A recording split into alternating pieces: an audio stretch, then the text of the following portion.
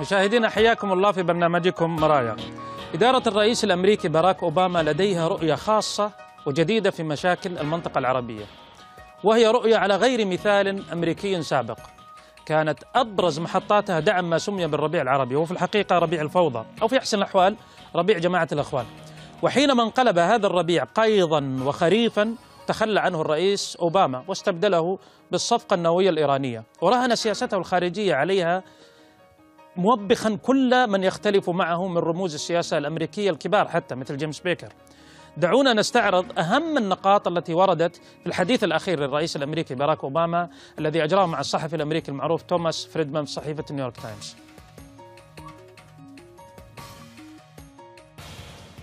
أكبر خطر يتهدد عرب الخليج ليس التعرض لهجوم من إيران، وإنما الأزمات الداخلية التي تجري في بلادهم.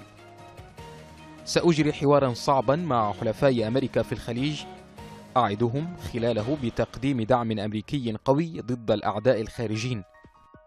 علينا أن نعزز الحياة السياسية في دول الخليج حتى لا ينضم الشبان إلى تنظيم الدولة الإسلامية.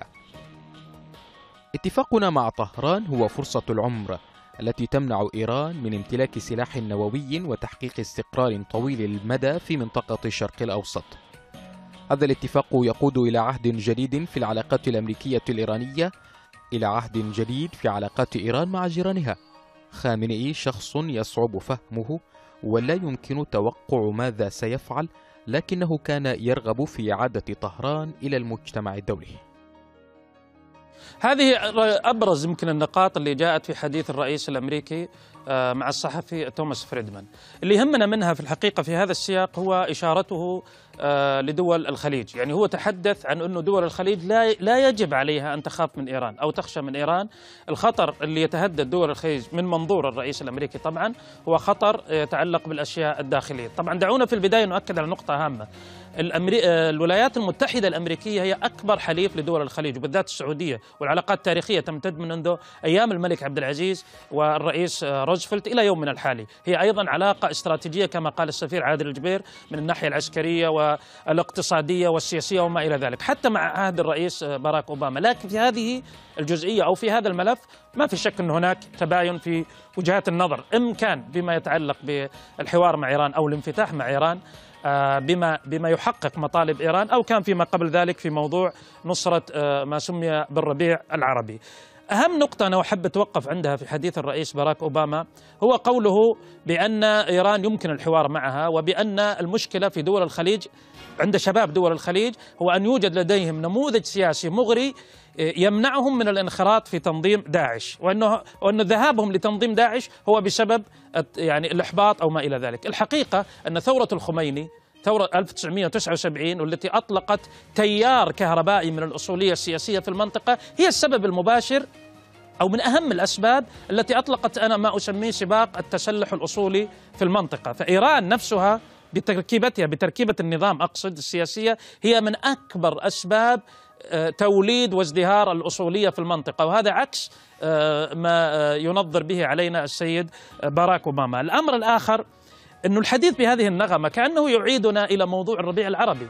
يعني أحاديث السيد باراك أوباما في موضوع الربيع العربي 2010 و11 و12، وأنا أعتقد أن هذه الصفحة طويت بالنتائج التي نراها، وصارت الأولوية الآن لتحقيق الأمن والاستقرار، والعالم كله يتكاتف للحرب على داعش. على ذكر الربيع العربي دعونا نتذكر شيء من أحاديث السيد باراك أوباما الرئيس الأمريكي حول الربيع العربي، وبالذات حول المخطط الإيراني الذي كان يراد للبحرين في 2011 لولا التدخل الخليجي. نشاهد. البحرين شريكنا منذ أمد بعيد ونحن ملتزمون بأمنها. نحن ندرك أن إيران حاولت استغلال حالة الاضطراب التي حصلت هناك، وأن الحكومة البحرينية لديها مصلحة شرعية في سيادة القانون، ومع ذلك أصرينا علنا وسرا بأن الاعتقالات الجماعية والقوة المفرطة تخالف القوانين الدولية الخاصة بحقوق الإنسان. ومثل هذه الخطوات لن تزيل المطالبات الشرعية بالإصلاحات. السبيل الوحيد للمضي قدما هو بمشاركة الحكومة والمعارضة في حوار، ولا يمكن خوض حوار حقيقي عندما يكون أفراد من المعارضة السلمية في السجون. هذا الكلام كان يتعلق بما جرى في البحرين عام 2011.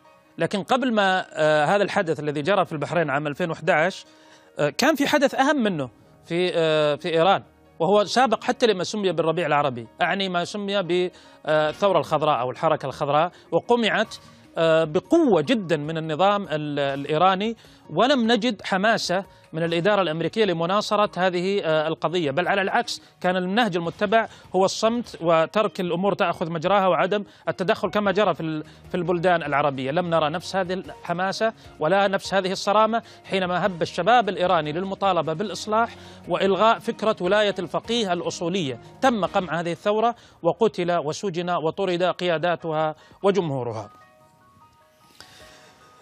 صحيفة الوول ستريت جورنال وتحت عنوان إنكار الثورة الخضراء كتبت أن الولايات المتحدة أوقفت الدعم المالي للديمقراطيين الإيرانيين. صحيفة لوس أنجلوس تايمز نشرت تحت عنوان ثورة إيران الخضراء في العام 2009 أن الرئيس أوباما وقف صامتا أمام القمع الإيراني للثورة الخضراء في 2009. صحيفة الكريستيان ساينس مونيتور تساءلت إن كان كلام أوباما القاسي كافيا لمساعدة المتظاهرين الإيرانيين، وأن الولايات المتحدة أخطأت بعدم دعم الإيرانيين المطالبين بالحرية والديمقراطية. صحيفة الأمريكان ثينكر تساءلت لماذا خان أوباما الشعب الإيراني، ولماذا رفض دعم التظاهرات في إيران في عام 2009 في الوقت الذي وقف فيه داعما للربيع العربي في مصر وليبيا ومناطق أخرى. كل هذه المواقف المتباينة قسوة ولينا بين إيران والعرب حيرت كثيرا من المتابعين، لم يجدوا لها تفسيرا مقنعا، لدرجة أن مثقفا سوريا علمانيا وهو الأستاذ محي الدين اللاذقاني اتهم أوباما بالتشيع. نشاهد.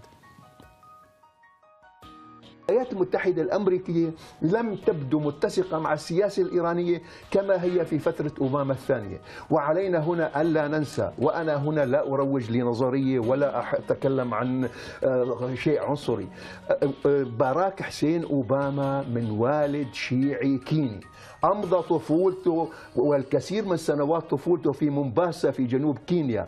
أنا زرت هذه المنطقة بالذات وأغلبيتها شيعة. طبعا لا أتفق أنا مع ما قاله الأستاذ اللاذقاني، لكن أتفهم تماما سبب هذا الكلام، لأنه في الحقيقة ثمة يعني تفهم أو سماحة أو وجود أو سخاء في الموقف الأوبامي تجاه إيران. البعض طبعا يعيد هذا إلى مواقف اتخذت في بعض مراكز التفكير الأمريكي. نتذكر كلام المفكر الأمريكي من أصل إيراني ولي نصر، ولديه كتاب شهير بعنوان صحوة الشيعة، هو ينظر لهذا الأمر أنه آن لأمريكا أن تراهن على الإيرانيين أو تراهن على الشيعة أكثر من العرب، وأن هذه لحظتهم التاريخية. الحقيقة أن هذه كلها أفكار ربما هي اللي تقف في خلفية سياسة الرئيس الأمريكي باراك أوباما تجاه إيران. قال حكيم العرب وشاعرها أبو الطيب المتنبي: يقضى على المرء في أيام محنته حتى يرى حسنا ما ليس بالحسن.